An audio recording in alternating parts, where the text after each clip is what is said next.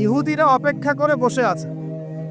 কিসের অপেক্ষায় বসে আছে? সব ইহুদি না অবশ্য, যারা জালেম জায়নিস্ট বদ, এরা অপেক্ষা করে বসে আছে যে শেষ জামানায় তাদের একজন মাসিহ আসবে। কি আসবে? মাসিহ মানে ত্রাণকর্তা, উদ্ধারকর্তা। যেই মাসিহ আসলে পরে তারা সারা বিশ্বটাকে শাসন করবে এই জেরুজালেম থেকে। কোন জায়গা থেকে? নাম শুনছেন? কোন দিকে এটা? ইসরায়েলের কাছে। ইসরায়েলের না, এটা ফিলিস্তিনের। কার?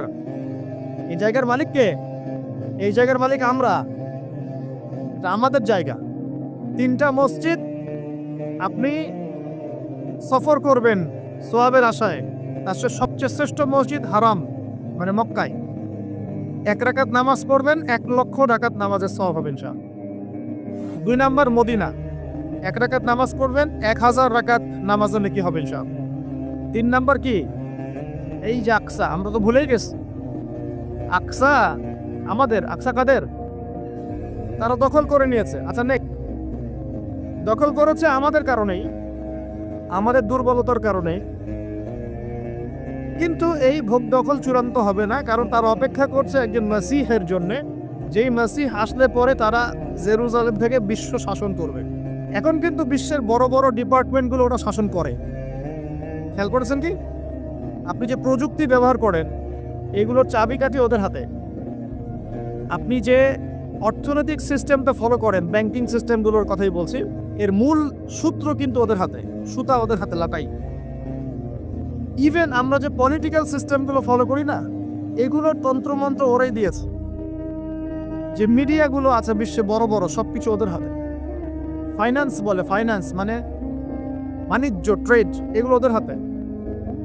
বিশ্বের বড় বড় সেক্টরগুলো ওরা শাসন করছে, এটা সত্য। আরেকটা মারাত্মক কথা হচ্ছে, বিশ্বকে শাসন করতে হলে কিছু অস্ত্র লাগে। কি লাগে? অস্ত্র শস্ত্র ছাড়া হবে না। একটা দেশের সাথে একটা দেশের মনে করেন খারাপ সম্পর্ক, এখন একটা দেশের কাছে আছে দাকুরাল, আরেকটার কাছে আছে পারমাণবিক অস্ত্র। কে জিতবে? যার কাছে যত ভারী অস্ত্র আছে, শক্তিশালী, তার দাপট তত বেশি। এইসব বড় বড় মারণাস্ত্রগুলো, যেগুলোকে আমরা বলি নিউক্লিয়ার ওয়েপেন্স অথবা বলি থার্মোনিউক্লিয়ার ওয়েপেন্স, এগুলো ওদের হাতে। মাসিহ আসলে পরে তারা বিশ্ব শাসন করবে, এটা ওদের যে তালমুদ এই গ্রন্থের মধ্যে লেখা আছে। এবং তারা মনে করে যে এই দাজ্জালই হচ্ছে মাসিহ, তারা মনে করে। আর আমরা জানি হাদিস থেকে এই দাজ্জাল সত্যিকারের মাসিহ নয়। সত্যিকারের মাসিহ কে? ঈসা আলাইহিস সালাম। আল্লাহ পাক ঈসা আলাইহিস সালামের হাতে এই মিথ্যা মাসিহকে মেরে ফেলবেন প্যালেস্টাইনের বাবেলুদ নামক জায়গায়। কোন জায়গা? বাবেলুদ, হাদিসে বর্ণিত আছে। এবং তাকে মারার পরে নবী ঈসা আলাইহিস সালাম সেখান থেকে পুরো বিশ্বে আবারও ইসলামিক একটা খিলাফা কায়েম করবেন ইনশাআল্লাহ তাআলা। এটা হচ্ছে ইসলামের গন্তব্য, এটা হবেই। পৃথিবীর যত পরাশক্তিগুলো আছে এরা সবাই যদি ঐক্যবদ্ধ হয়ে যায় এবং এই ভবিষ্যৎবাণীটাকে মুছে ফেলতে চায়, অশ্বিনকালেও সফল হবে না ইনশাআল্লাহ। কারণ এটা বলেছেন কে? স্বয়ং আল্লাহ এবং তার রাসূল মুহাম্মদ সাল্লাল্লাহু আলাইহি ওয়াসাল্লাম। এটা আমাদের গন্তব্য, এটা সুসংবাদ দিয়ে শুরু করলাম। এখন আল্লাহ পাক আমাদেরকে বলছেন, হে মুমিনরা, তোমরা আল্লাহকে ভয় করো। ইমানদার কারা বোঝাতে গিয়ে হাদিসে জিবরিল আসছে। জিবরাইল আলাইহিস সালাম এসেছেন, জিজ্ঞাসা করছেন ইসলাম কাকে বলে। নবীজি বলছেন আগে কালিমা, তারপরে সালাত। তো সালাতের কথা বলতে গিয়ে ওখানে চলে গিয়েছিলাম। আমরা যদি ইসলামের বিজয় দেখতে চাই তাহলে সবাইকে 5 ওয়াক্ত নামাজ পড়তে হবে। রাজি আছেন তো? আজকে থেকে 5 ওয়াক্ত নামাজ ছাড়বেন? স্পেশালি যুবক ভাই যারা আছো, তোমাদের তারুণ্য আছে, রক্তের উদ্যম আছে, তোমরা চাইলে অনেক কিছুই করতে পারো। অনেক বার্ধক্যে উপনীত হওয়া মানুষ নামাজ পড়তে চায় কিন্তু পড়তে পারে না। তরুণদের কাছে আল্লাহ পাক সুযোগ দিয়েছেন। আর ইসলামের বিরোধী শক্তি যারা আছে তারা খুব ভালো করেই জানে কিন্তু যে ইসলামের বিজয়ে সবচেয়ে বড় ভূমিকা রাখতে পারে তরুণ সমাজ, যুবক সমাজ, যুব সমাজ, তরুণ প্রজন্ম। এ কারণেই তো দেখবেন তরুণ প্রজন্মকে তাদের উদ্দেশ্য থেকে সরিয়ে দেওয়ার জন্য তারা আপনার সামনে অনেকগুলো টোপ দিয়ে দিয়েছে। দেখাবো টোপ কয়েকটা। 1 নম্বর টোপ দিয়েছে মেয়ে নারী জাতি মেয়েদেরকে বেপর্দা করে তোমার সামনে উপস্থাপন করে দিয়েছে, ফ্রি মিক্সিং। এখন তুমি আর ঈমান ধরে রাখতে পারছো না, এটা পরিকল্পিত ছিল। কারণ আল্লাহ পাক বলছেন যুজ্জিনা লিন-নাস হুব্বুশ শাহাওয়াতি মিনান নিসা, মানুষের জন্য সবচেয়ে যে আকর্ষণীয় বিষয়গুলো তার মধ্যে এক নাম্বার হচ্ছে মহিলা, মানে মেয়ে, নারী জাতি। এটা আমাদের কাছে সবচেয়ে আকর্ষণীয়। আল্লাহ পাকের সবচেয়ে সুন্দর সৃষ্টিকে মানুষ না, মানুষের মধ্যে আল্লাহ পাকের সবচেয়ে শ্রেষ্ঠ সৃষ্টিকে নারী জাতি। আল্লাহ পাক তাদেরকে সুন্দর করে সৃষ্টি করেছেন, তাই নাকি? এই কারণে পুরুষদের সবচেয়ে আকর্ষণের জায়গা কোনটা? নারী জাতি। এই কারণে মেয়েদেরকে বেপর্দা করে তোমার সামনে ছেড়ে দেওয়া হয়েছে। জেনা বেড়েছে, ব্যভিচার বেড়েছে, ফ্রি মিক্সিং বেড়েছে, ধর্ষণ বেড়েছে, এই যে হারাম প্রেমের সম্পর্কগুলো বেড়েছে। যুবকেরা তাদের জীবনের উদ্দেশ্য ভুলে গেছে। আমার কথা কি বুঝতে পারছেন? আচ্ছা, এটা এক নাম্বার। 2, মাদক। যুবকদের সামনে মাদকের সহজলভ্যতা, চাইলেই হাত বাড়ালেই মাদক, হাত বাড়ালেই ইয়াবা, হাত বাড়ালেই ফেন্সিডিল, হাত বাড়ালেই হেরোইন, তাই না? কথা ঠিক তবে ঠিক। যদি কেউ চায় যে আমি আজকে রাত্রে মাদক খাবো, সে পারবে, হাত বাড়ালেই পারবে। এখনকার সমাজ এমন, যদি কেউ চায় যে আজকের রাত্রে আমি পতিতালয়ে গিয়ে রাত কাটাবো, সে পারবে। 500 টাকা 1000 টাকার বিনিময়ে মানুষ এখন জেনা করতে পারে না? 5 টাকা 10 টাকা 50-100 টাকা দিয়ে মানুষ এখন ইয়াবা কিনে খেতে পারে। আর যারা সীমান্তবর্তী অঞ্চলে আছেন তারা আরো ভালো জানেন আমার কথা কতটুকু সত্য কতটুকু মিথ্যা। যুবকদের সামনে মাদক এমনি দেওয়া হয় নাই। উদ্দেশ্য কি? তোমার দ্বারা ইসলামের বিজয় সম্ভব ছিল। মাদক সেবন করে তোমাকে সরায় দিয়েছে ওই রাস্তা থেকে। কথা বুঝতে পারছো? খুব সতর্ক। 3 নাম্বার, জুয়া। তোমার সামনে জুয়া দিয়ে দিয়েছে। জুয়া, ফুটবল বিশ্বকাপ হইলে জুয়া, IPL হইলে জুয়া, BPL হইলে জুয়া, ফুটবল ফিফা হইলে জুয়া।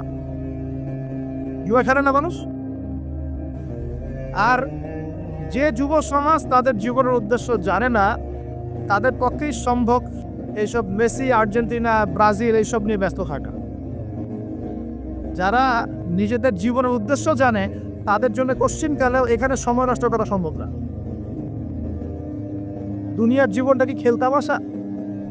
দুনিয়ার জীবনটা কি খেলতামাশার জন্য? আল্লাহ পাক যে হায়াতটা দিয়েছেন, ধরেন 50, 60 বা 100 বছর, এই হায়াতটা কে দিয়েছেন? এই সময়টার মালিক কে?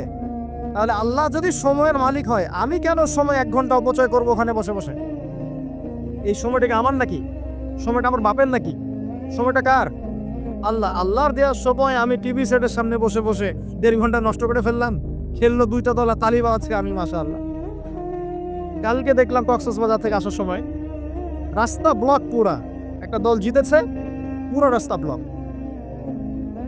হাঁটা যাচ্ছে না, মিছিল, পাগলের মতো মানুষ মোটরসাইকেল নিয়ে ছুটছে, গাড়ি নিয়ে ছুটছে, সিগারেট খাচ্ছে, আরো যে কি খাচ্ছে, মেয়ে নিয়ে ঘুরছে, আর একটা পতাকা নিয়ে ঘুরছে। যে দেশে পতাকা নিয়ে ঘুরছে ওই দেশ জানেও না মনে হয় যে এই দেশে এই আমার সাপোর্টার আছে।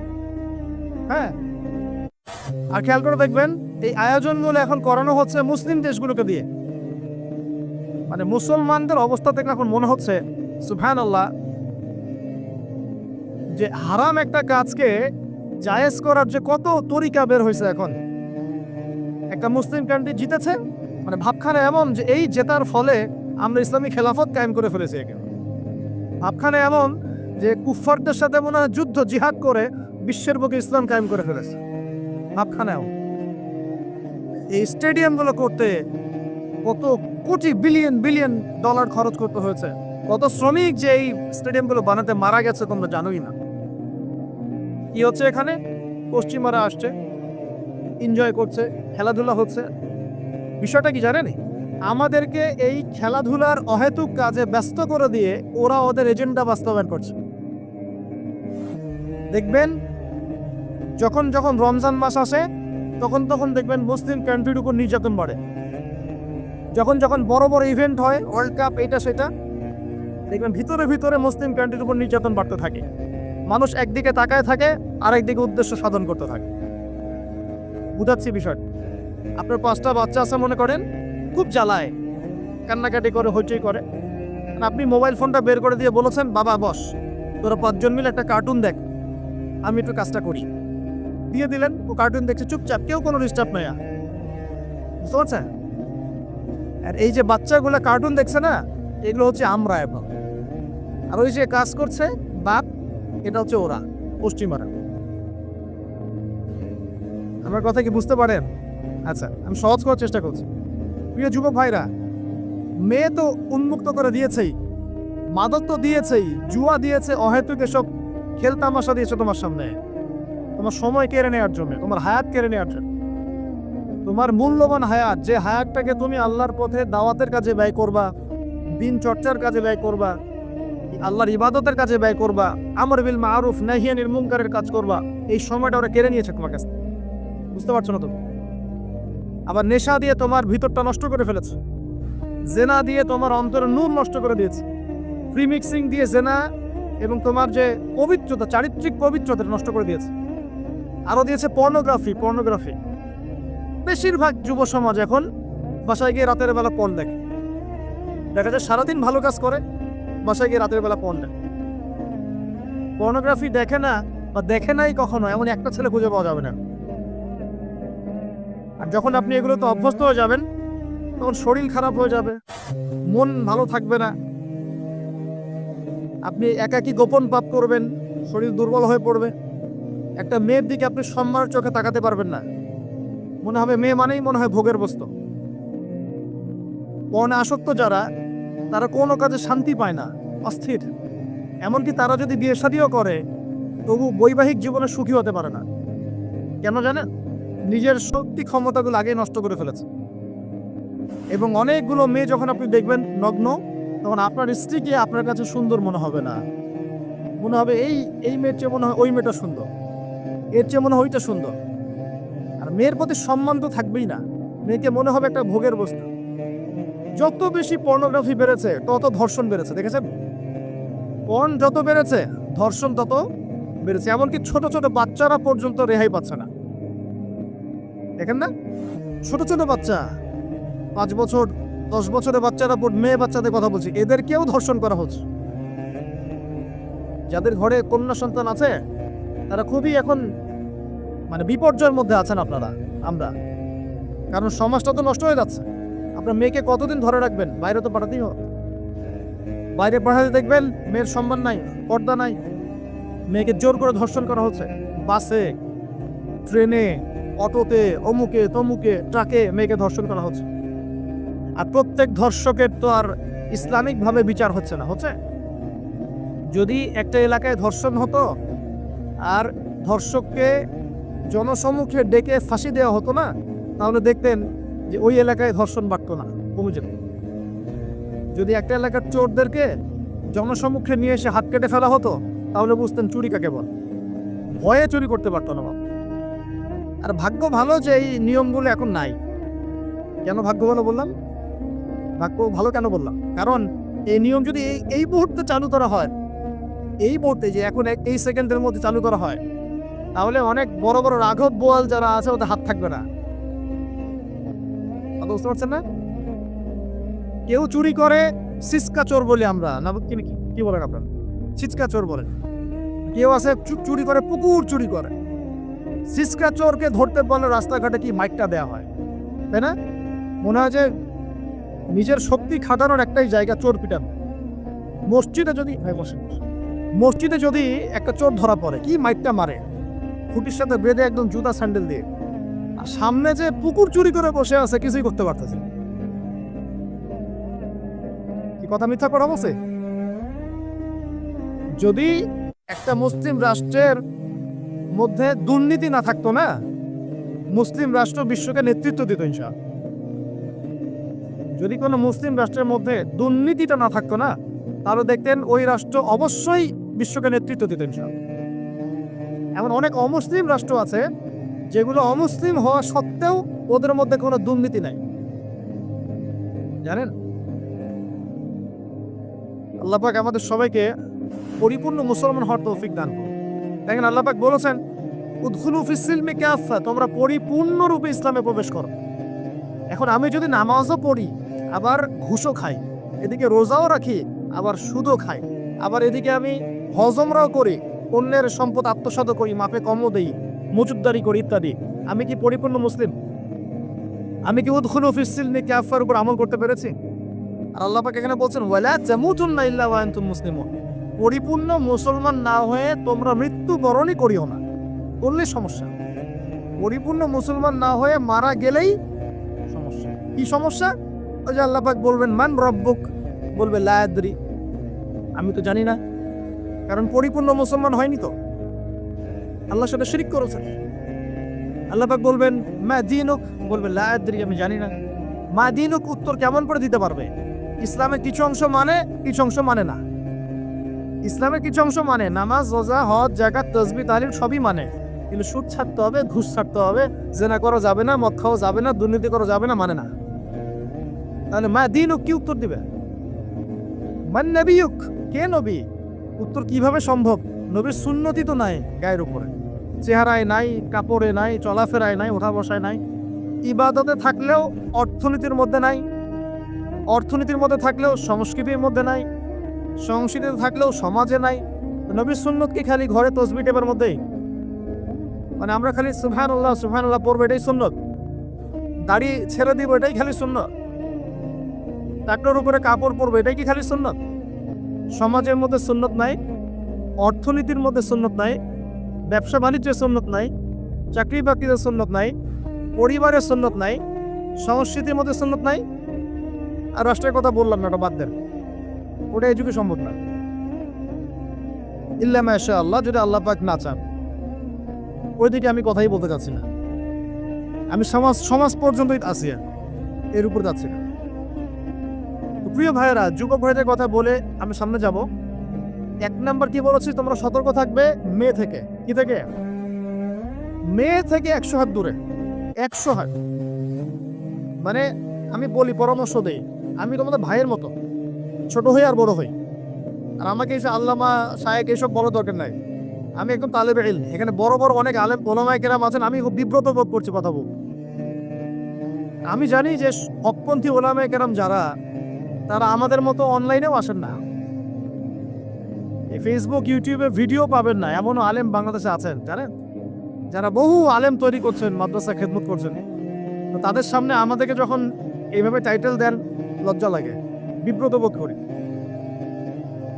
শেখার কোনো শেষ নাই। আমি আসলে মনে করতাম যে আমি যখন ইন্টারমিডিয়েটের পর থেকে চর্চা করা শুরু করছি, অনার্স মাস্টার্স পর্যন্ত, মনে করছি যে হ্যাঁ, মনে হয় ইসলাম সম্পর্কে ভালোই জানছি। তারপর যখন কওমি আলেমদের কাছে পড়তে শুরু করলাম, বলি এগুলো ভিতরের কথা, খোলামেলা বলি, গল্প করছি আপনাদের সাথে, রাগ করছেন নাকি? তখন বুঝলাম যে বিগত 5-7 বছরে তো আমি কিছু পড়াশোনা করছি বলে মনে হচ্ছে না। যেমন একটা হাদিস শো করে বললাম যে ওস্তাদ, এই যে আল্লাহ রাসূল সাল্লাল্লাহু আলাইহি ওয়াসাল্লাম বলেছেন যে একজন মুমিন ব্যক্তি আর একজন মুমিন ব্যক্তির আয়না স্বরূপ। কি স্বরূপ? আয়না স্বরূপ। তো আমি যদি অনলাইনে কোনো ভাইয়ের ভুল ধরিয়ে দেই সমালোচনার মাধ্যমে, তাহলে কি আমি হাদিসের উপর আমল করলাম না? তখন অবস্থা মিটিমিটি হাসছেন, বলছেন যে তোমার তো টুকটাক অ্যারাবিক গ্রামারের বেস ভালোই, তোমার কি মনে হয়? আমি বললাম যে আমার কাছে তো এটাই মনে হচ্ছে যে আমি যদি সমালোচনা করি, আমি তো এই আমর বিল মারুফ নাহি আনিল মুনকারের কাজই করলাম। তো তিনি বলছেন আসলে এই হাদিসের ব্যাখ্যা এমন হয়। কেমন ব্যাখ্যা? তুমি কি খেয়াল করো নাই? আমাকে বলছে তুমি কি খেয়াল করো নাই, তুমি যখন আয়নার সামনে গিয়ে দাঁড়াও, তখন আয়না কিন্তু তোমার সাথে কথা বলে না, আয়না নীরব থাকে, স্থির থাকে, কিন্তু তোমার দোষ ত্রুটি কোথায় আয়না কিন্তু দেখিয়ে দেয়। মনে করেন, বুঝাচ্ছি, মনে করেন আপনার গাল কেটে গেছে, আপনি আয়নার সামনে দাঁড়িয়েছেন, আয়না কিন্তু আপনাকে বলে দিবে না এই যে তোমার গাল কাটা, এই ছেলে তোমার গাল কাটা, হ্যাঁ এই মেয়ে, এই ছেলে তোমার এই সমস্যা ওই সমস্যা, বলবে? চুপচাপ থাকবে, আয়না দেখিয়ে দিবে আপনার ভুলটা কোথায়। তিনি আমাকে হাদিসের ব্যাখ্যা শিখাচ্ছেন, বলছেন যে একজন মুমিন ভাই যদি কোনো ভুলের উপর থাকে, তুমি সঠিকটা আমল করে ওর সামনে দাঁড়িয়ে দেখিয়ে দিবে যেটা সঠিক। বুঝলাম, যতদিন যাচ্ছে আমি বুঝতে পারছি যে আসলে এই জ্ঞানের সমুদ্র যে কত গভীর, 100 বছর হায়াত দিলেও মনে হয় শেষ করতে পারবো না। প্রিয় যুব ভাইরা, নসিহত করছি, সেটা হচ্ছে যে দিনের জ্ঞান অর্জন করতে হবে, জ্ঞান অর্জনের কোনো বিকল্প নাই। আর জ্ঞান অর্জনের জন্য শুধুমাত্র ফেসবুক ইউটিউব যথেষ্ট নয়, এগুলো কনস্ট্রাকটিভ কোনো মাধ্যম নয়, বরং ফিতনা ছড়াবে এগুলো কিন্তু বেশিরভাগ ক্ষেত্রে ফিতনাই ছড়াচ্ছে। আপনার কাছে মনে হচ্ছে হয়তো যে অনেক কিছু লাইভ হচ্ছে, আমরা পাচ্ছি, হ্যাঁ, অনলাইনের মাধ্যমে জানছি, হ্যাঁ ঠিক আছে, স্বীকার করি ভালো আছে, কিন্তু মন্দটা অনেক বেশি। এর মধ্য দিয়ে আলেমে বিভক্তি হয়ে গেছে, এর মধ্য দিয়ে একে অপরের সাথে আমাদের সম্পর্ক নষ্ট হয়ে যাচ্ছে, গীবত, তহমত, সমালোচনা, কাদা ছড়াছড়ি সংস্কৃতি বাড়ছে, ঐক্য বিনষ্ট হচ্ছে, অনেক সমস্যা হচ্ছে। আর এগুলো কনস্ট্রাকটিভ সিলেবাস নয়। সিলেবাস আপনাকে ওলামায়ে কেরামের কাছে এসে জানতে হবে। আমি বলছি 1 নাম্বার কোরআন থাকবে, আপনাদের জেনারেলদের জন্য বলছি, কারণ আপনাদের জন্য এটা এত সহজ হবে না। মাদ্রাসা যারা পড়া শুরু করেছেন ছোটবেলা থেকে তাদের জন্য সহজ, আপনাদের জন্য এত সহজ নয়। সিলেবাসগুলো জেনে রাখেন। কোরআন পড়তে হবে আগে, পবিত্র কোরআনের বিশুদ্ধ তেলাওয়াত শিখতেই হবে, এবং প্রত্যেক দিন চেষ্টা করবেন 1 পৃষ্ঠা 2 পৃষ্ঠা আধা পারা 1 পারা করে তেলাওয়াত করার জন্য। তেলাওয়াতের কোনো বিকল্প নাই, প্রত্যেক হরফে 10 নেকি পাবেন ইনশাআল্লাহ। এরপরে এর ভাষা আছে, কোরআনিক গ্রামার আছে, নাহুসর, আর এই বইগুলো আপনি একা পড়তে পারবেন না। এই বইগুলো পড়তে হলে ওস্তাদ লাগবেই। এক একটা বই 2 বছর করে পড়তে হইতে পারে, পড়তে হবে। যদি আপনি কোরআন জানতে চান, বুঝতে চান, পড়তে হবেই।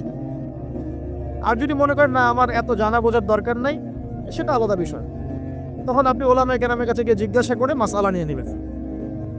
এখানে একটা কথা বলে দিই, এখন আবার একটা নতুন আমি ফিতনাই বলবো বের হয়েছে যে আলেম ওলামার প্রয়োজন নাই, কোরআন হাদিস বাসায় পড়বা, নিজে একা একাই মুস্তাহিদ হয়ে যাবে। অনেক দিনই ভাইকে দেখছি আমি, যুবক ইয়াং, তার আগে বিপদগামী ছিলেন, হেদায়েত হয়ে ইসলামের দিকে এসেছেন, এখন প্রথমেই সহিহ বুখারী টান দিয়ে পড়া শুরু করেন। কে বললো আপনাকে প্রথমে সহিহ বুখারী পড়তে? আপনি কি এক লাভ দিয়ে এই মেডিকেল সায়েন্সের বই পড়তে যাবেন? এত কঠিন বই আগে কেন? এই বইগুলো পড়তে ওলামায়ে কেরামে 15-20 বছর সময় লাগে। 15-20 বছর সময়, 15 বছর বেশি বলে ফেলছে। আমাদের মতো হলে 20 বছর লাগে। কঠিন বই আগে না, আগে সহজ বইগুলো পড়তে হতো। তো ভাবখানা তখন দেখা যায় এমন, কয়েকটা হাদিসের কিতাব পড়ে, কোরআনের কিছু অনুবাদ পড়ে, আলেম ওলামার আর দরকার নাই, কোনো মাযহাবেরও দরকার নাই, আমি নিজে একাই মুস্তাহিদ।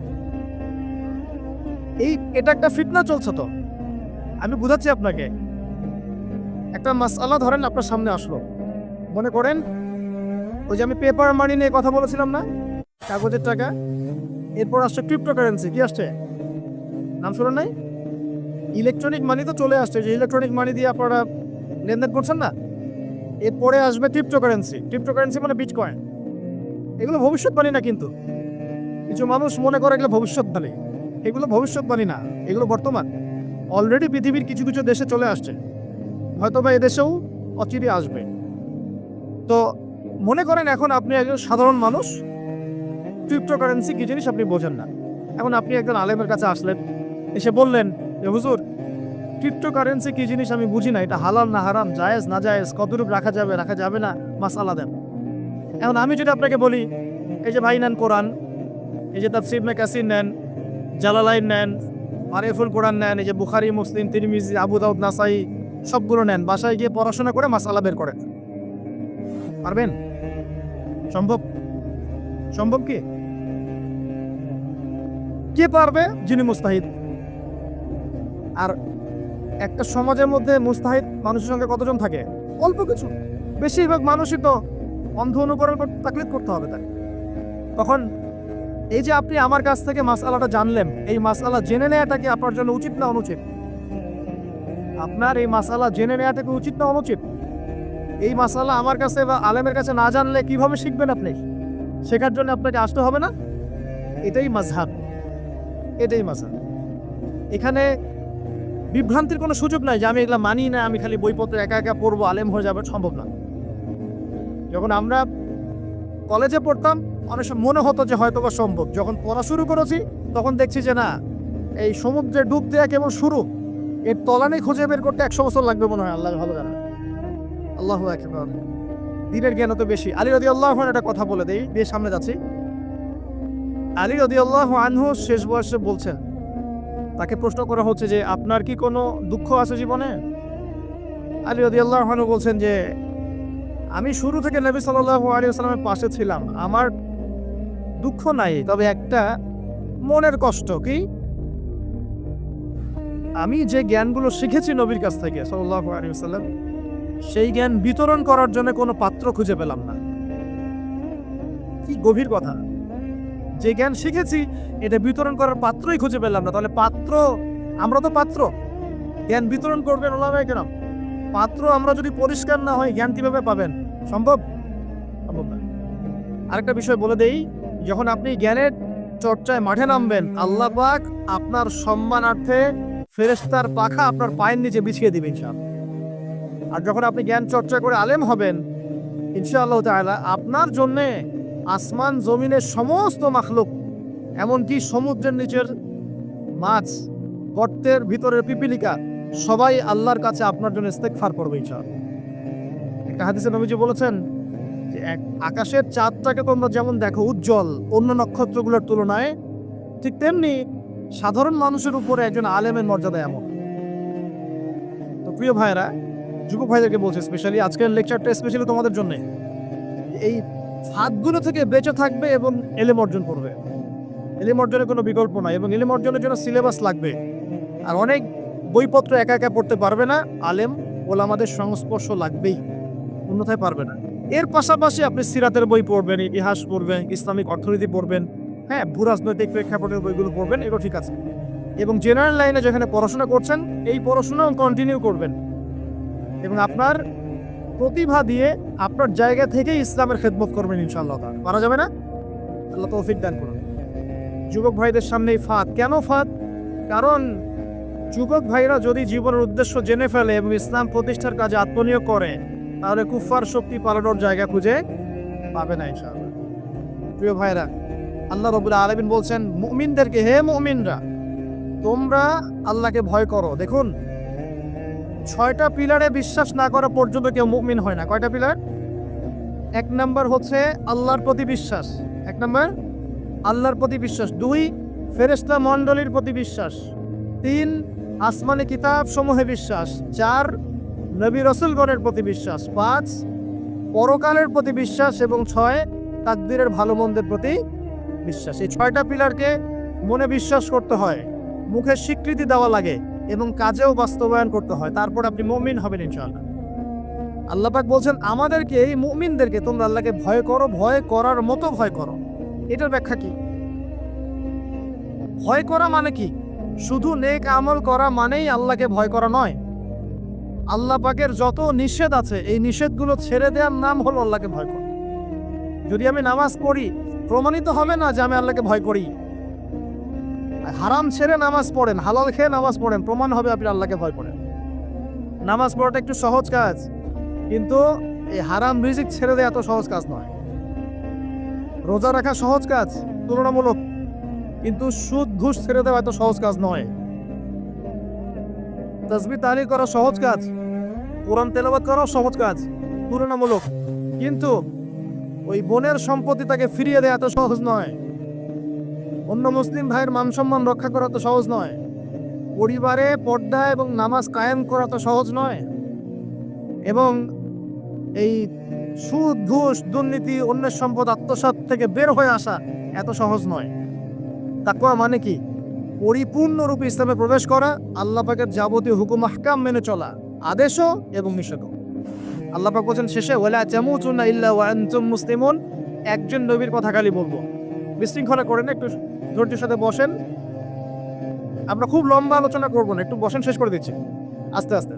আর যদি কারো কোনো প্রশ্ন থেকে থাকে এভাবে চিরকুট আকারে আমাদের এখানে দিতে পারেন ইনশাআল্লাহ। মুসলিম না হয়ে মৃত্যুবরণ করো না। আল্লাহ পাকের কালাম পবিত্র কোরআনের মধ্যে সূরা হজ নাম একটা সূরা আছে।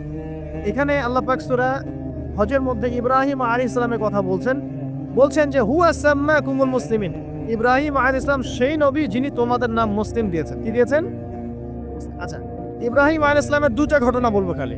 আমি আপনাকে ইসলাম দেখাচ্ছি কি জিনিস। দেখুন, তার স্ত্রীকে আল্লাহ পাক বলছেন রেখে আসো, হাজেরা আলাইহিস সালামকে রেখে আসো মক্কার কাবা ঘরের কাছে, যেখানে কোনো মানুষ নাই, কোনো খাবার পানি কিচ্ছু নাই, সাথে ছোট সন্তান ইসমাইল। দেখেন, রেখে আসার সময় কিন্তু ইব্রাহিম আলাইহিস সালাম আল্লাহকে বলেন নাই যে আল্লাহ আমি আমার স্ত্রী সন্তানকে ওখানে কেন রেখে আসবো, এর পিছনে যুক্তি কি, এর পিছনে বিজ্ঞান কি, এর পিছনে দর্শন কি জিজ্ঞেস করেছিলেন? আল্লাহ পাক বলেছেন সামিআনা আতা'না। সন্তান বড় হয়েছে, আল্লাহ পাক বলছেন তাকে জবাই করতে হবে। তিনি সন্তানকে গিয়ে বলছেন ইয়া বুনাইয়া ইন্নী আরা ফিল মানামি আন্নী আসবাহুক, আমি স্বপ্নে দেখছি তোমাকে জবাই করছি, ফানজুর মাযা তারা, তোমার কি রায় আমাকে বলো। সন্তান বলছে এবার ইয়া আবাতি, আমার আব্বা, ইফআল মা তু'মার, আপনাকে যে আদেশ করা হয়েছে সে আদেশ আপনি পালন করেন। সাতাজিদুনি ইনশাআল্লাহু মিনাস সাবিরিন, ইনশাআল্লাহ আপনি আমাকে ধৈর্যশীল পাবেন। কে বলছে এটা? ইসমাইল। ইসমাইলের মধ্যে কি এখনকার তরুণদের জন্য আদর্শ নাই? যে বয়সে ইসমাইল আলাইহিস সালাম বলছেন আব্বা আমাকে জবাই করে দেন, কোনো সমস্যা নাই, ইনশাআল্লাহ আপনি আমাকে ধৈর্যশীল পাবেন, ওই বয়সের আমাদের তরুণ প্রজন্ম, টিকটক প্রজন্ম, ওই বয়সে আমাদের তরুণ প্রজন্ম ওই কিশোর গ্যাংয়ে যোগ দিয়েছে, জেনা করেছে, মাদক খাচ্ছে, জুয়া খেলছে, এই যে জার্সি গাইডে ঘুরে বেড়াচ্ছে। দেখেন এই ওয়াজে আসার সময় দেখলাম যে কিছু ছেলে দাঁড়িয়ে আছে ওখানে, কি হচ্ছে ওখানে দাঁড়ায়, বক্তা এখন আসে নাই, সিগারেটের প্যাকেট থেকে সিগারেট বের করে টান দিচ্ছে ওখানে। বক্তা তো এখন আসেন, টান দিয়ে যায়, তারপর বসে। মাদক বলতে কি বোঝো তোমরা? খালি গাঁজা, ইয়াবা, ফেন্সিডিলি মাদক?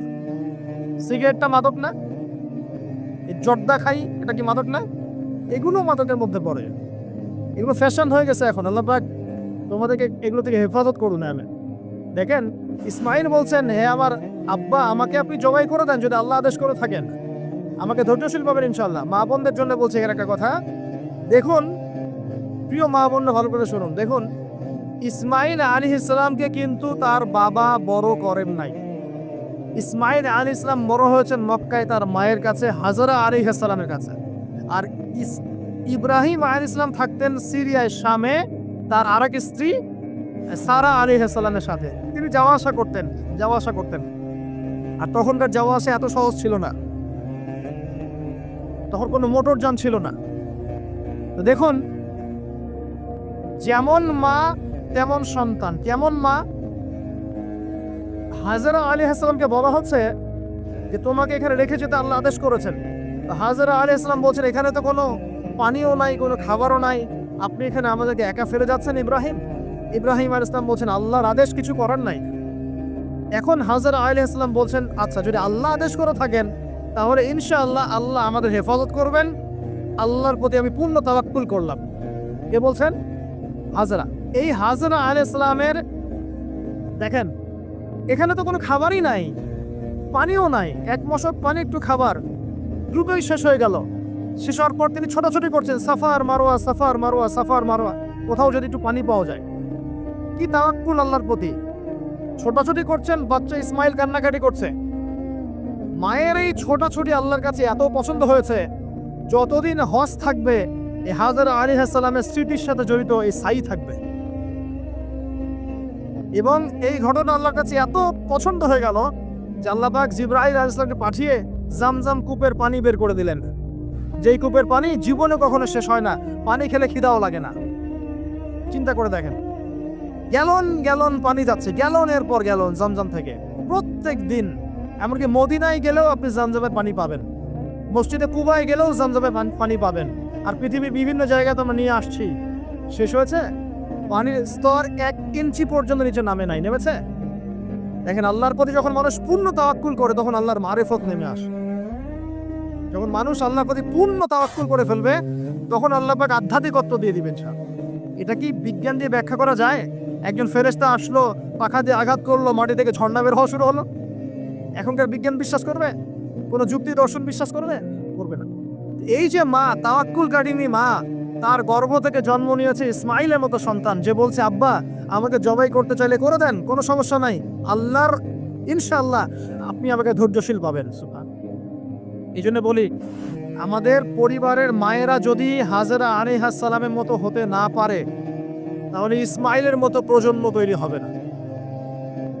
অতএব প্রিয় মা ও বোনেরা, একটা নসিহত যথেষ্ট আপনাদের জন্য, যে নিজেরা হাজরা আলাইহিস সালামের মতো আল্লাহর প্রতি পূর্ণ তাওয়াক্কুলকারী হয়ে যান। নামাজ ছাড়িয়েন না। কোনো মহিলা যদি মাত্র 4টা কাজ করতে পারে, নবী সাল্লাল্লাহু আলাইহি ওয়াসাল্লাম বলেছেন জান্নাতে যাওয়ার জন্য সবগুলো দরজা খুলে দেওয়া হবে। 1 নাম্বার, কোনো মহিলা যদি 5 ওয়াক্ত নামাজ পড়ে, এখানে শুধু ফরজ নামাজের কথা বলা হচ্ছে, নফলের কথাও বলা হচ্ছে না। 2 নাম্বার, যদি একজন মহিলা রমজান মাসে সওম রাখে, ফরজ সওম, ফরজ রোজা, নফল রোজার কথাও বলা হচ্ছে না। 3 নাম্বার, যদি মহিলা, একজন নারী যদি তার সতীত্বকে হেফাজত করতে পারে, পর্দা মেনে চলতে পারে। এই পর্দা বলতে আমরা ডিজিটাল বোরখা বোঝাচ্ছি না। পোশাকটা এমন হবে না যে পোশাক পরেও গায়ের কাঠামো কতটুকু আঁটো-সাঁটোটা বোঝা যায়, এই বোরখা চলবে না। বোরখা এমন হবে না, পোশাক এমন হবে না যে বাহির থেকে ভিতরের অঙ্গ দেখা যায়, এই বোরখা চলবে না। দেবর আর ভাবি, এখন দেখেন না, দেবর ভাবি, শালিদুল্লাহ ভাই, চাচাতো ভাই, চাচাতো বোন, কোন জায়গায় সমাজ গিয়েছে জানেন? এমনও নিউজ বাংলাদেশে এসেছে, নাউজুবিল্লাহ বলতে বলতে রুচিতে বাঁধে, যে বাবা মেয়ের সাথে পর্যন্ত জেনা করে ফেলেছে। এই ঘটনা জানেন না? বাংলাদেশে একাধিক ঘটনা ঘটেছে। আস্তাগফিরুল্লাহ, ইন্না লিল্লাহি ওয়া ইন্না ইলাইহি রাজিউন। কোন যুগে আছেন চিন্তা করেন। কেউ কারো থেকে বাদ না, শিক্ষকের সাথে ছাত্রী, ছাত্রর সাথে শিক্ষিকা, বস আর কলিগ, মহিলা কলিগ বস, মহিলা বস, পুরুষ কর্মচারী, হ্যাঁ অমুক কর্মকর্তা, তমুক কর্মকর্তা। মাঝখানে একটা সিসিটিভির ফুটেজ পাস হয়ে গেল, দেখলেন না কি হইল? মনে আছে? ভুলে গেছেন মনে হয়। একটা টাইটেল, একটি সিসি ক্যামেরা সারা জীবনের কান্না, মনে নাই? ভুলে গেছেন আপনারা? হ্যাঁ, এই যে মনে আছে। তো কে কার থেকে বাদ? ফুফাতো ভাই, চাচাতো বোন, হ্যাঁ খালাতো বোন, খালাতো ভাই, মানে কাজিন, দেবর ভাবি, শালিদুল্লাহ ভাই, সব দেখবেন জেনা করতেছে না? পরকিয়া তো নিত্যদিনের ব্যাপার। পরকিয়া না করলে এখন পেটের ভাতই হজম হয়। বাসায় একটা স্ত্রী আছে, বাইরে 3-4টা মেয়ের সাথে টাঙ্কি মেরে বেড়াবে, কোনো সমস্যা নাই। সমস্যা কোথায় বলি? সমস্যা হচ্ছে যদি আপনার স্ত্রী থাকে একজন নেককার বা সতীসাধী নারী থাকে, এবং তার পারমিশন নিয়ে যদি আপনি আরেকটা বিয়ে করতে যান, সমস্যা আছে। হালালভাবে বিয়ে করলে সমস্যা, বাইরে টাঙ্কি মেরে বেড়াবেন, কোনো সমস্যা নেই। বাসায় একটা স্বামী আছে, বাইরে আরো 2-4টা ছেলের সাথে ফোনে কথা বলে, কোনো সমস্যা নেই। আমরা এখন কি করি জানেন? আমরা জেনাকে প্রমোট করি, নগ্নতাকে প্রমোট করি, আর বিয়ে হালাল জিনিসগুলোকে আমরা ঢেকে দেই, বাধা দেই। বিয়ে করতে চান, দেখবেন বাধা পাবেন। জেনা করতে চান, বাধা পাবেন না। হ্যাঁ, বিশ্বাস করছেন না? বিয়ে করতে যে দেখেন খালি কত বাধা আসে, আর জেনা করতে চান, কোনো বাধা নেই। মদ খাইতে চান, কোনো বাধা নাই। লিগ্যাল কিছু পতিতালয় আছে আমাদের দেশে, লিগ্যাল, এবং তাদেরকে পতিতা বললেও মানুষ রাগ করে। এখন বলতে হবে যৌনকর্মী, সেক্স ওয়ার্কার। কেন?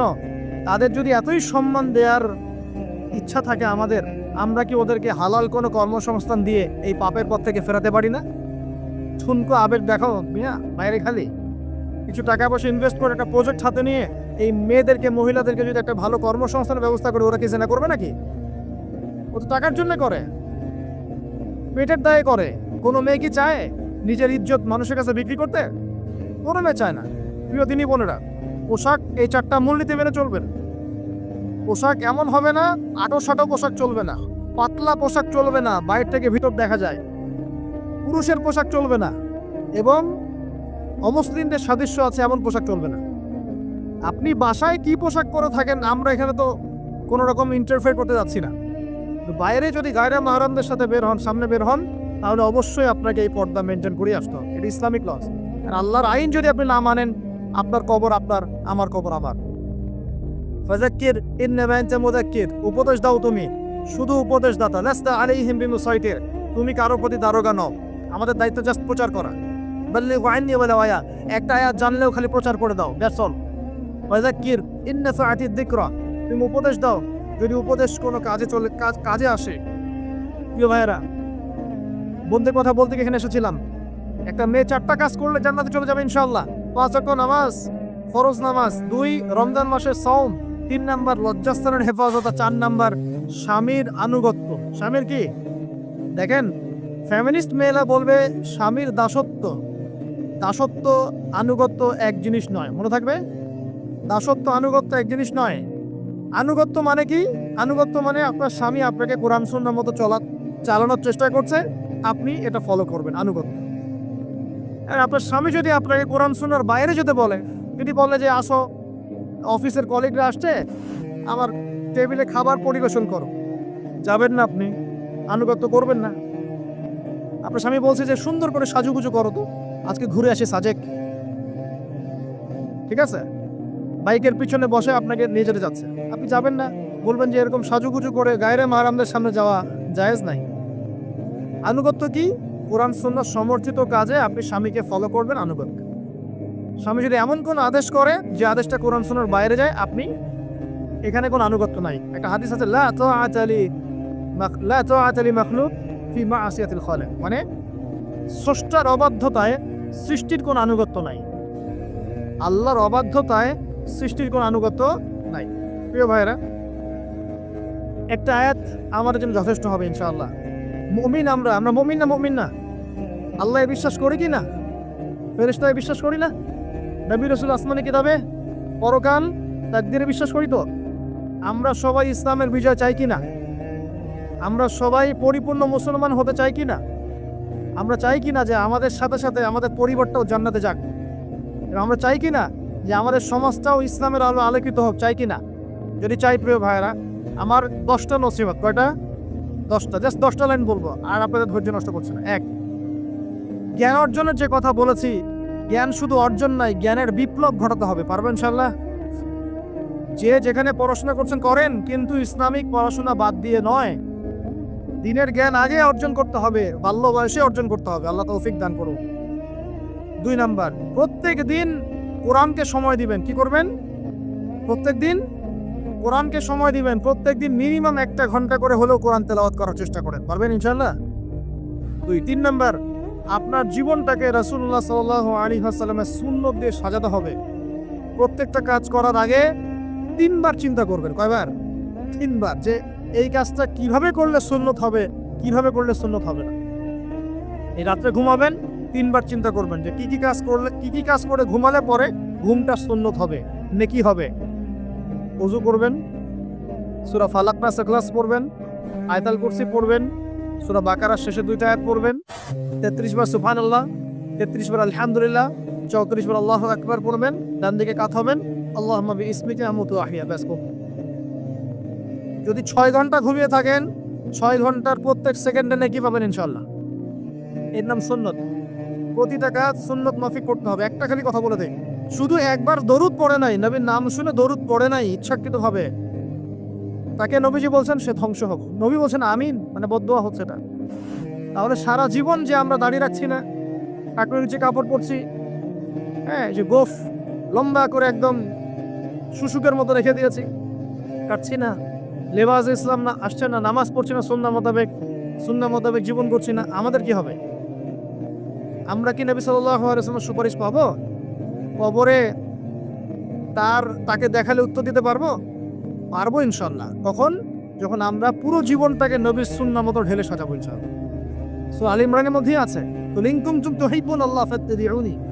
আল্লাহ বলেছেন, হে নবী বলে দিন, তোমরা যদি আমার ভালোবাসা চাও, আল্লাহকে পেতে চাও, তাহলে নবীকে অনুসরণ করো, আমাকে অনুসরণ করো। আল্লাহ পাক কি করবেন? ইউহিব্বুকুমুল্লাহ, আল্লাহ পাক তোমাদেরকে ভালোবাসবেন। ইয়াগফির লাকুম যুনুবাকুম, আল্লাহ পাক তোমাদের সমস্ত গুনাহ মাফ করে দেবেন ইনশাআল্লাহ। আল্লাহু গফুর রহিম। 3 নাম্বার বলেছি, ভাই নবীর সুন্নাহ মতো জীবন করেন। 4, একটা হালাল রিজিক অন্বেষণ করেন, হারামে যাবেন না।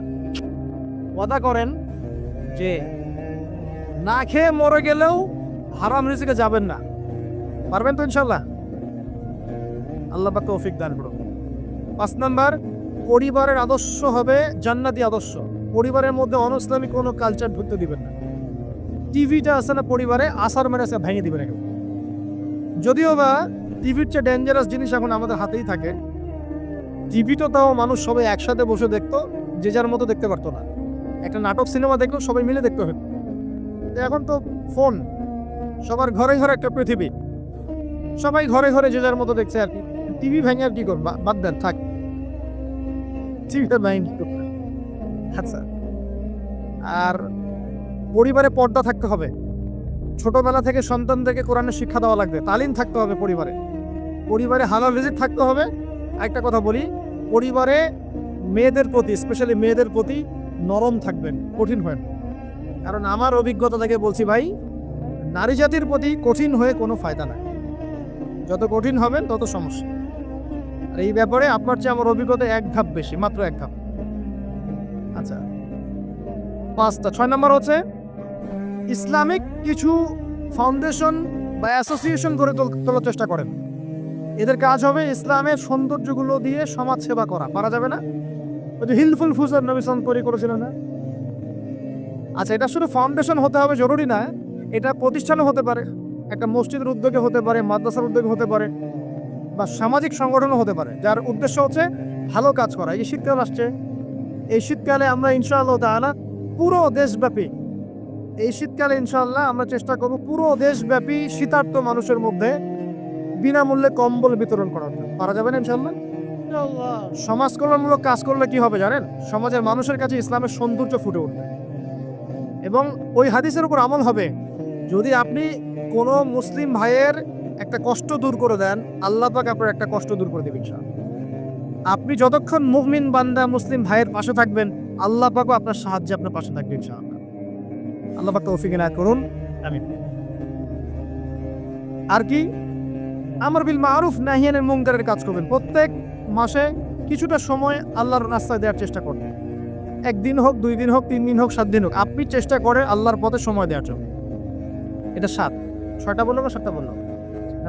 8 নম্বর, আলেম ওলামার সোহবত লাগে। একা একা চলা যাবে না। আপনি যে আলেম ওলামাদেরকে হক্কানি মনে করেন, আপনার দৃষ্টিতে তাদের কাছেই আপনি পড়ে থাকেন, কোনো সমস্যা নেই। পরামর্শ ভিত্তিক চলবেন এবং আলেমদের মাঝখানে বিভক্তি সৃষ্টি করবেন না, ঐক্যবদ্ধতার চেষ্টা করবেন। আল্লাহ পাক তৌফিক দান। আর দুটো হচ্ছে আপনার পরবর্তী প্রজন্ম, বাচ্চা কাচ্চা যারা আছে, তাদেরকে এখন থেকেই পরিপূর্ণ মুসলমানের মতো গড়ে তুলবেন। আইডল দিবেন। তোমাদের আইডল হচ্ছে ওমর রাদিয়াল্লাহু আনহু, তোমাদের আইডল খালিদ বিন ওয়ালিদ, তোমাদের আইডল আলী রাদিয়াল্লাহু আনহু, তোমাদের আইডল আবু বকর সিদ্দিক, তোমাদের আইডল হচ্ছে তারিক বিন জিয়াদ, মোহাম্মদ বিন কাসিম। এই যে আপনাদের এই এলাকায়, চিটাগাং এলাকায় কত আলেম ওলামা ওলিয়া উলিয়ার পদচারণা ঘটেছে জানেন? ইতিহাস পড়ে দেখবেন, আপনি ইতিহাস পড়তে পড়তে শেষ করতে পারবেন না। সেই মুঘলদের আগে পর্তুগিজরা, তার আগে আরো মানুষ এসেছে, আরো বণিকরা এসেছে, সুফি দরবেশরা এসেছেন, পীর সাহেবরা এসেছিলেন, বড় বড় আল্লাহর ওলিরা এসেছেন। আসেন নাই? অনেক যুদ্ধ বিগ্রহ জিহাদ হয়েছে এখানে। এমনিতে ইসলাম পায়নি এই এলাকার মানুষ। ইসলাম এখানে প্রচার করা হয়েছে, প্রতিষ্ঠা করা হয়েছিল।